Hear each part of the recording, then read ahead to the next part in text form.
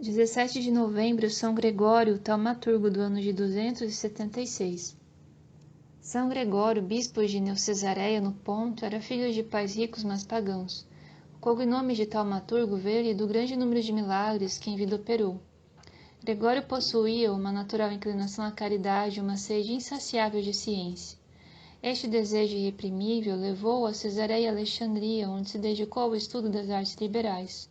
Os livros pagãos, porém, fizeram com que o paganismo, com suas doutrinas arbitrárias, o enfastiasse. Da leitura de livros cristãos, ganhou conhecimento de verdades inconclusas e ternas de nossa Santa Fé. Sua vida particular era pura, e um ódio particular votava a Gregório ao vício tão comum entre os pagãos, a impureza. Alguns dos companheiros que disso se desgostavam combinaram com uma mulher de vida fácil, que na presença de muitas pessoas interpelasse a Gregório acerca de um dinheiro que lhe tinha prometido. O fato deu-se numa ocasião em que Gregório se achava em discussão com alguns sábios rodeado de muita gente. Todos, ao ouvirem a mulher fazer a exigência, sumamente se admiraram, porque de Gregório ninguém supunha que tivesse relações equívocas.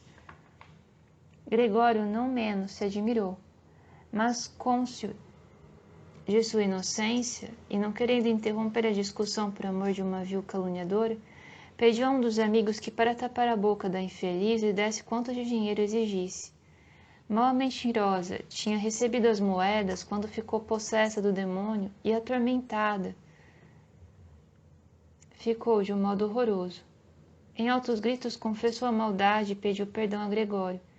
Embora este ainda não tivesse recebido o batismo, invocou o nome de Deus e livrou a mulher da possessão.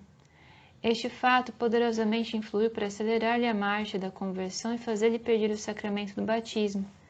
Feito cristão, procurou orientar a vida pelas regras da religião que abraçara. Alguns anos ainda passou em Alexandria para completar os estudos e depois voltou para sua pátria. Lá mais ainda se dedicou à oração e à meditação, e a todos que o visitavam mostrava a cegueira da superstição, a fealdade dos vícios, a verdade da religião cristã e a beleza das virtudes. Em pouco tempo possuía a estima e a confiança de toda a população.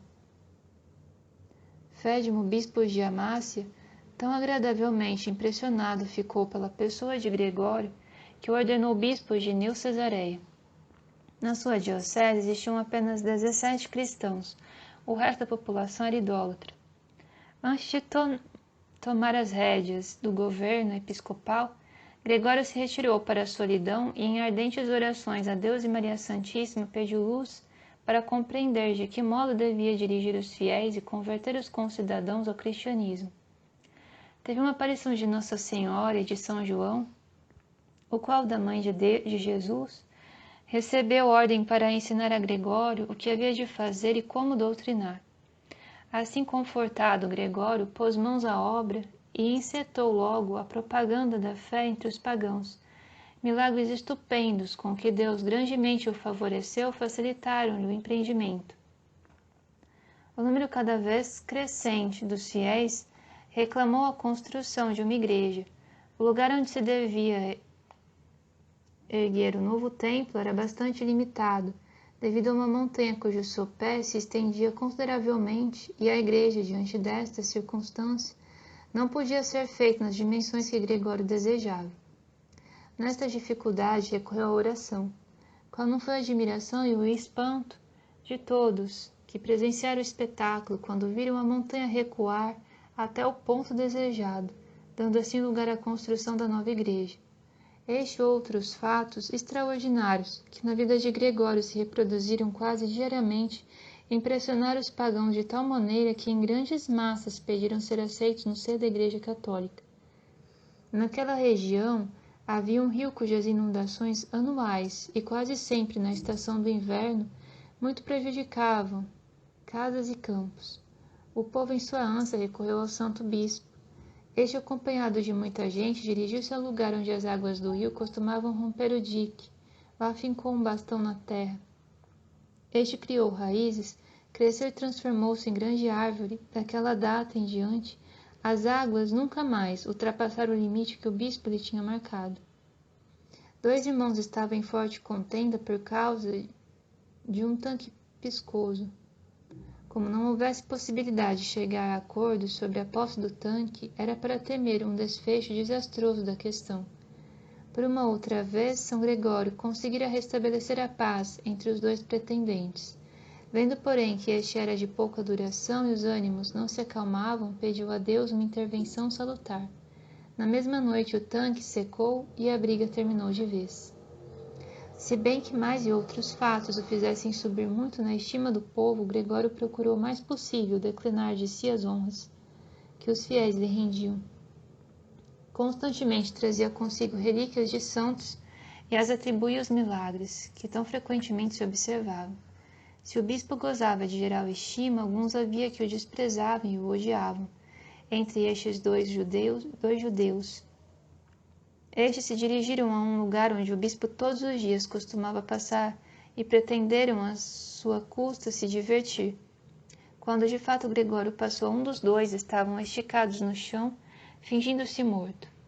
O outro, com fingidas lágrimas, lhe pediu uma esmola para poder fazer o enterro do companheiro. Gregório, que não tinha dinheiro consigo, deixou-lhe o manto e foi-se. Satisfeito de ter enganado ao bispo, comunicou a troça ao morto fingido, mas qual não foi o espanto, vendo que este, da vil comédia, tinha passado a morte real, e não mais se levantou. São Gregório, sentindo já os rebates da morte pela última vez, quis visitar toda a diocese. Logo depois adoeceu gravemente e terminou a vida abençoada com uma santa morte.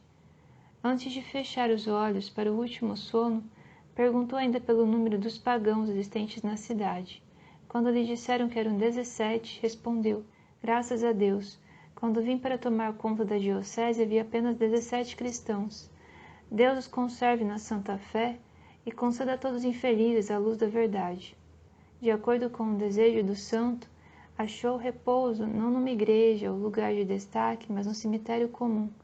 São Gregório morreu em 276, na idade de 70 anos.